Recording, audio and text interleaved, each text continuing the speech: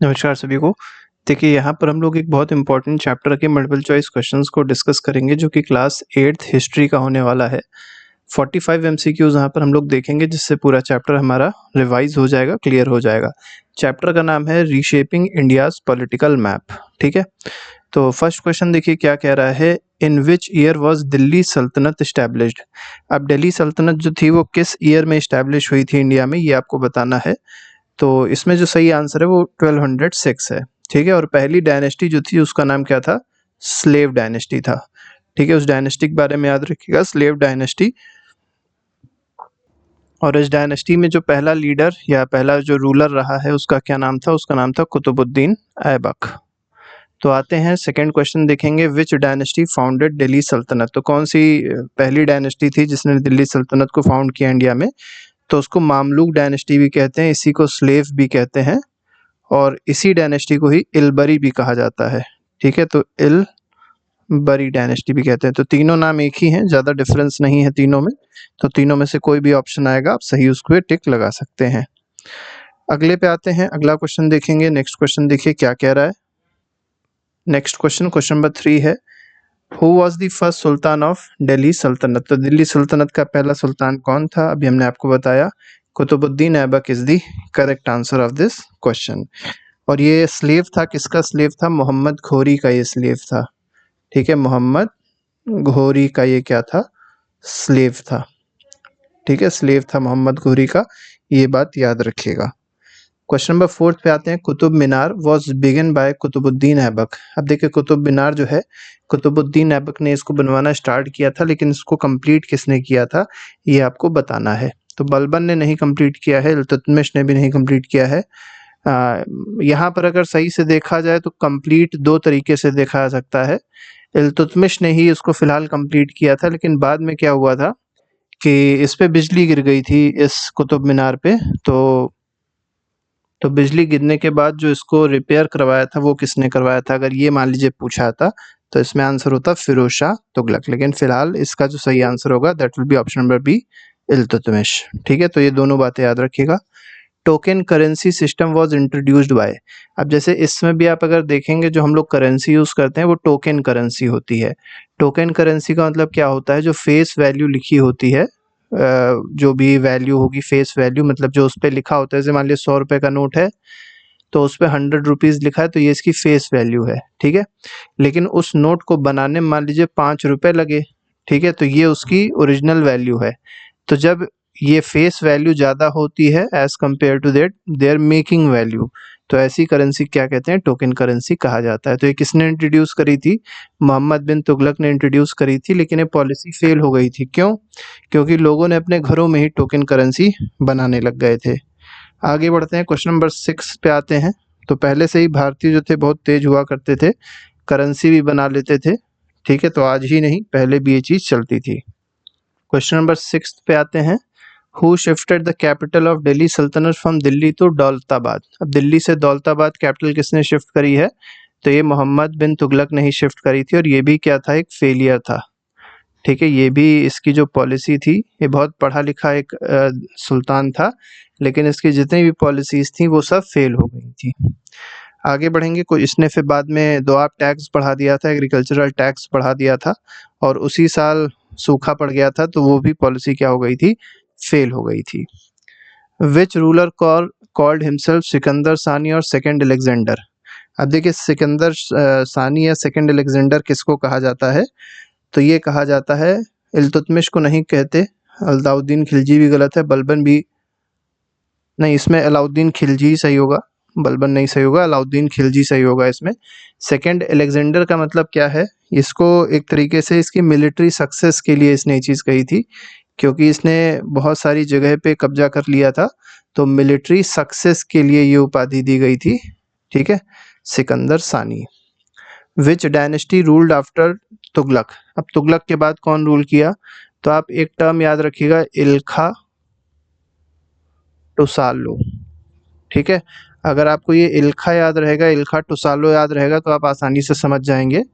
देखिए ये इलबरी डायनेस्टी है, इल मतलब क्या हो जाएगा, इलबरी डायनेस्टी, जिसको मामलुक भी कहते हैं। खा मतलब खालजी हो जाएगी।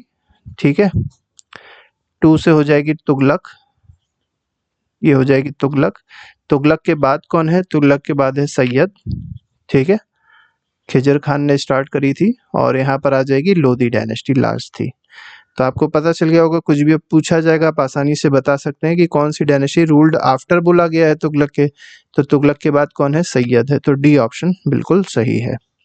Timur invasion of Delhi took place in. अब देखिए, तिमूर जो आया था, इन्वेड किया था इंडिया में आके, उसने बहुत ज़्यादा लूटमार मचाई थी। ये किस ईयर किया था? तो 1398 में किया था। ये ईयर बहुत ज़्यादा इंपॉर्टेंट है, इस ईयर को अच्छे से याद रखिएगा, ठीक है। तो 1398 will be the correct answer. और इस समय जो सुल्तान था उसका नाम था नसीरुद्दीन महमूद, नसीरुद्दीन महमूद था, ठीक है। तो अगर आप ये भी याद रखें तो ज़्यादा अच्छा रहेगा, कई बार पूछ लिया जाता है। The eastern Ganga king who resisted the Delhi सल्तनत वाज। अब देखिए, ईस्टर्न गंगा डायनेस्टी थी, तो ईस्ट में जो थी उसमें दिल्ली सल्तनत जो थी उसको उस पर कब्जा करना चाह रही थी। लेकिन कौन सा ऐसा रूलर था जिसने रेजिस्ट किया था? तो ये नरसिम्हदेव फर्स्ट थे। तो इसमें जो सही आंसर हो जाएगा वो ऑप्शन नंबर ए हो जाएगा, ठीक है। तो इन्होंने क्या किया था? गवर्नर जो था, सल्तनत गवर्नर जो था बंगाल का, उसको पहली बार हराया था। और दूसरा, इन्होंने कोणार्क का सन टेम्पल बनवाया था, ठीक है। सन टेम्पल बनवाया था, कहाँ का? कोणार्क का, ठीक है, मेनली उड़ीसा में है। कोणार्क का सन टेम्पल बनवाया था।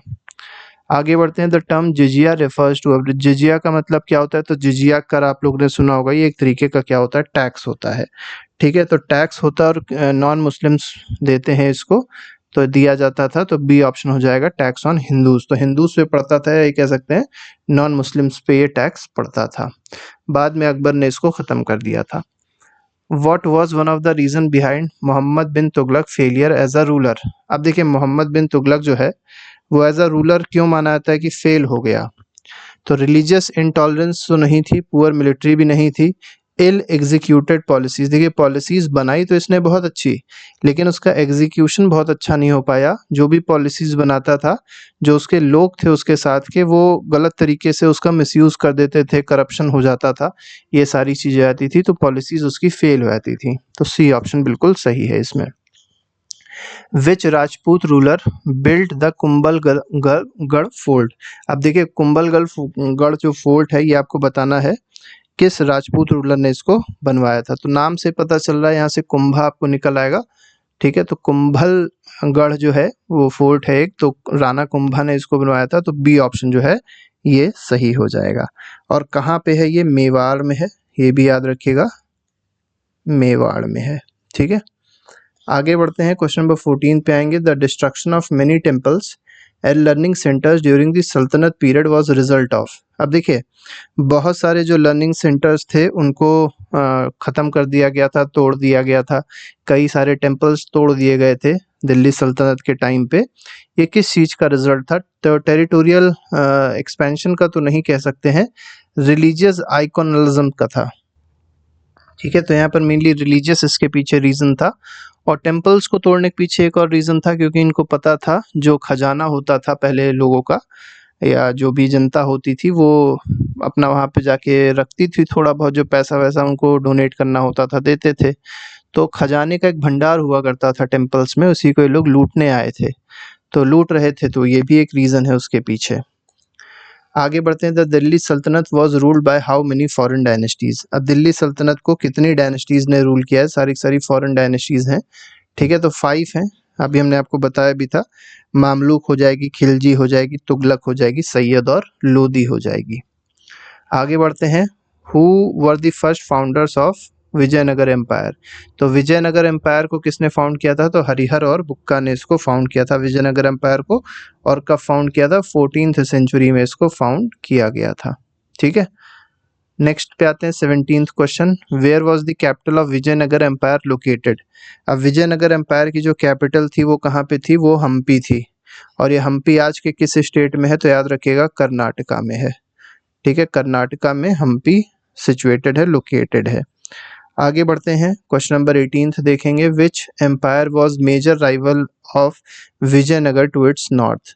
अब विजयनगर का सबसे बड़ा राइवल जो था, सबसे बड़ा दुश्मन जो एम्पायर था, वो कौन था?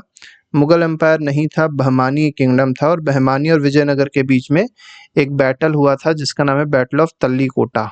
ठीक है, तल्लीकोटा का बैटल हुआ था, ये मेनली 1565 में हुआ था, और इसमें क्या था, विजयनगर हार गया था, बहमानी किंगडम जीत गया था। आगे बढ़ते हैं, द दिल्ली सल्तनत वर ओरिजिनली पार्ट ऑफ विच सल्तनत। ठीक है, तो डेक्कन सल्तनत, दिल्ली नहीं डेक्कन सल्तनत की बात करी गई है। तो डेक्कन सल्तनत जो थे वो मेनली किसके पार्ट थे, तो ये बहमानी किंगडम के पार्ट थे, तो सी ऑप्शन बिल्कुल सही हो जाएगा। ठीक है, फिर बाद में ये 5 में डिवाइड हो गए थे, अलग अलग किंगडम्स थे जो डिवाइड हो गए थे ये। Which famous ruler brought the Vijayanagara empire to its peak. Vijayanagara empire को पीक पे कौन लेके आया था, कौन सा रूलर लेके आया था, ये आपको बताना है। तो ये हरिहर और बुक्का तो इन्होंने फाउंड किया था। कृष्णदेव राय जो थे सबसे पावरफुल रूलर थे, जो बिल्कुल पीक पे लेके गए थे विजयनगर एम्पायर को। ठीक है, इन्होंने कल्चरली इसको एक्सपैंड किया था और इकोनॉमिकली भी बहुत ज़्यादा एक्सपेंशन किया था विजयनगर एम्पायर का। What was the name of Telugu epic composed by Krishnadeva Raya. अब कृष्णदेव राय ने जो एक तेलुगु एपिक को कंपोज किया था उसका आपको नाम बताना है, उसका क्या नाम था, तो महाभारत बिल्कुल गलत है। ठीक है, अमुक्ता मल्यादा ये जो है यही सही है, तो बी ऑप्शन बिल्कुल सही हो जाएगा इसमें। ठीक है, इसको तेलुगु में इन्होंने कंपोज किया था, ये याद रखिएगा। आगे बढ़ते हैं, What are the musical pillars found in Vitthal temple known for। अब देखिए विट्ठल टेम्पल जो है यहाँ पर म्यूजिकल पिलर्स देखने को मिलते हैं। ठीक है, अब आपको बताना है ये किस चीज के लिए जाने जाते हैं, क्यों ज्यादा फेमस हैं। तो गोल्डन कलर से फेमस नहीं है, लार्ज साइज से फेमस नहीं है, प्रोड्यूसिंग साउंड्स व्हेन स्टक। अब देखिए इनमें से बहुत अच्छी ध्वनि निकलती है, बहुत अच्छी साउंड निकलती है जब इनको पीटा आता है, जब इनको इनसे मतलब स्ट्रक किया जाता है जब इनको, तो इसमें से साउंड अच्छा निकलता है, एक तरीके से कह सकते हैं कि नोट्स निकलते हैं। Which language was not patronized by Krishnadeva Raya. अब कृष्णदेव राय ने इनमें से कौन सी लैंग्वेज को पेट्रोनाइज नहीं किया था, ये आपको यहाँ पर बताना है। तो उर्दू जो है इसको पेट्रोनाइज इन्होंने नहीं किया था, बाकी तेलुगु हो गई, कन्नड़ हो गई, संस्कृत हो गई, सबको इन्होंने पेट्रोनाइज किया था। The battle of Talikota in 1565 resulted in. तो बैटल ऑफ तल्लीकोटा जो था 1565 में आपको बताया था अभी हमने, तो ये जो था किसके किसके बीच में था, विजयनगर और बहमानी किंगडम में। हारा कौन था, विजयनगर एम्पायर। ठीक है, 25th क्वेश्चन पे आते हैं। 25th क्वेश्चन देखिए क्या कह रहा है, who led the Vijayanagara forces at battle of तल्लीकोटा।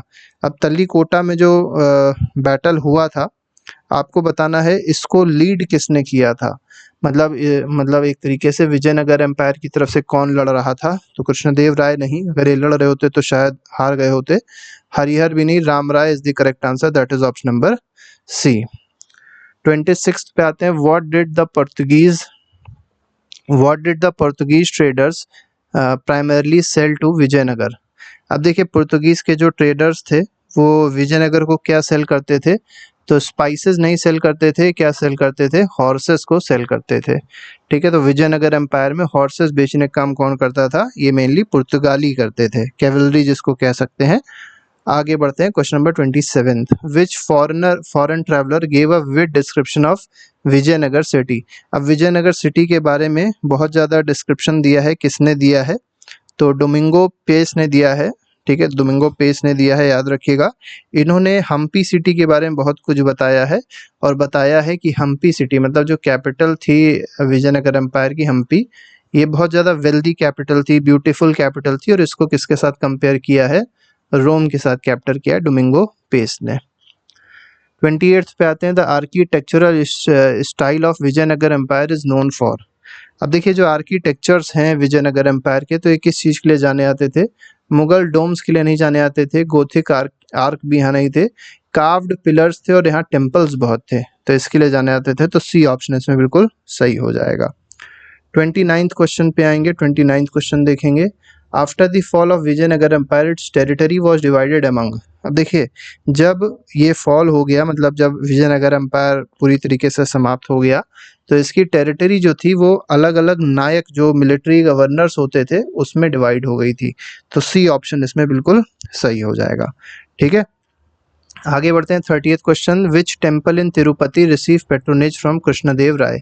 तो कौन सा ऐसा टेम्पल था तिरुपति का जिसको पेट्रोनेज मिला, किसका, कृष्णदेव राय का। ठीक है, मतलब इन्होंने फिर बहुत ज़्यादा ग्रांट्स दी इस टेम्पल को, बहुत पैसा वैसा दिया, और इस तरीके से ये भी कह सकते हैं कृष्णदेव राय जो थे वो हिंदू के सपोर्टर भी थे। ठीक है, तो मीनाक्षी टेम्पल जो है ये गलत है, विट्ठल टेम्पल जो है भी गलत है, तिरुपति वेंकटेश्वरा टेम्पल ये बिल्कुल सही है, तो सी ऑप्शन इसमें सही हो जाएगा।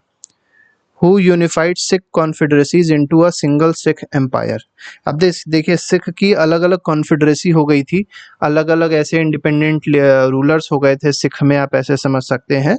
ठीक है, जब गुरु गोबिंद सिंह की डेथ होती है उसके बाद बहुत ज़्यादा इसमें फिर दिक्कतें चलती रहीं, लेकिन इसको पूछा गया है कि किस सिख मतलब किस रूलर ने फिर इसको यूनाइट किया, कॉन्फेडरेसी को क्या किया, सिंगल सिख एम्पायर में कन्वर्ट किया, तो ये महाराजा रंजीत सिंह थे। सी ऑप्शन बिल्कुल सही है। बहुत पावरफुल बना दी थी इन्होंने सिख एम्पायर को। Sikh empire under Raja Ranjit Singh included which of the following regions, तो किस रीजन को इंक्लूड किया था, तो केरल यहाँ तक नहीं थे, वो मेनली कश्मीर और जो आज का पाकिस्तान पंजाब है, पंजाब वाला मतलब पाकिस्तान का पंजाब जो रीजन है और इंडिया का जो पंजाब रीजन है, वहाँ पूरे क्षेत्र में इन्हीं का दबदबा था और इन्हीं की ही मतलब एक तरीके से रूल चलता था। ठीक है, नॉर्थ वेस्ट इंडिया में आप मेनली समझ सकते हैं इसको। 33rd क्वेश्चन पे आते हैं। 33rd question, which of the following system was used under Delhi Sultanate to assign lands to noble for tax collection. अब देखिए यहाँ पर क्या पूछा गया है कि दिल्ली सल्तनत में कौन सा ऐसा सिस्टम चलता था, किस चीज़ के लिए लैंड असाइन किया जाता था नोबल्स को, किस चीज़ के लिए, टैक्स को कलेक्ट करने के लिए, तो इसको कहते हैं क्या, इक्ता सिस्टम। ठीक है, तो ऐसे समझ सकते हैं, ऐसे मान लीजिए ये पूरा एक क्षेत्र हुआ करता था, तो सेंटर में जो होता था उसको खालसा कहते थे और लोगों को ऐसे ऐसे करके डिवीजन कर दिया गया था, मतलब ऐसे ऐसे जगह का डिवीजन कर दिया गया था, इस जगह को बोलते थे इक्ता। ठीक है, और यहाँ से टैक्स कलेक्ट होता था और राजा के पास पहुंच जाता था, सुल्तान के पास। आगे बढ़ते हैं, अगले क्वेश्चन पे आएंगे। 34th क्वेश्चन देखेंगे, what was the primary role of diwan under Akbar's administration. अब दीवान का मेनली जो रोल होता था अकबर के एडमिनिस्ट्रेशन में वो क्या होता था, मिलिट्री कंट्रोल नहीं, ये तो मेनली बख्शी करता था, मीर बख्शी होता था। रिलीजियस अफेयर्स भी नहीं था, फाइनेंस मैनेजमेंट भी नहीं था, हाँ फाइनेंस ही कह सकते हैं इसमें। दीवान का काम मेनली रेवेन्यू से रिलेटेड था या फाइनेंस मैनेजमेंट से रिलेटेड था, तो सी ऑप्शन बिल्कुल सही हो जाएगा। Which Mughal officer was in charge of military matters. Military matters में चार्ज जो था किसको दिया गया था, तो ये मीर बख्शी को दिया गया था। आगे बढ़ते हैं, question number 36, what was मनसबदारी system, what was the मनसबदारी system introduced by Akbar. अब ये मनसबदारी सिस्टम जो था वो क्या था, तो टैक्स सिस्टम तो नहीं था, इसमें मेनली क्या देते थे, रैंक देते थे और ऑफिशियल्स को अपॉइंट किया जाता था। ठीक है, तो बी ऑप्शन से हो जाएगा। मेनली मनसब जो होती थी वो दी जाती थी और मनसब अलग अलग तरीके की होती थी, मतलब 10 से स्टार्ट होती थी और 5000 तक ये जाती थी, तो जितनी ज़्यादा मनसब होगी इसका मतलब वो ऑफिसर उतना ही पावरफुल होगा। आगे बढ़ते हैं, question number 37, what is a jagir. अब जागीर क्या होती है ये आपको बताना है।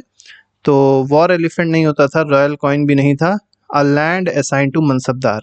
तो मनसबदार को क्या होता था, एक लैंड असाइन किया जाता था जिससे वो रेवेन्यू, जहाँ से वो रेवेन्यू कलेक्ट कर सकते थे, तो इसी को क्या कहा गया है, जागीर कहा गया है।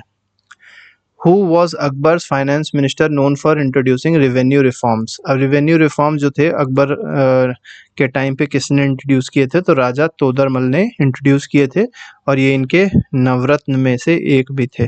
ठीक है, ये एक नवरत्न थे इनके, और राजा तोदरमल याद रखिएगा इन्होंने शेरशाह सूरी के टाइम पे भी काम किया है।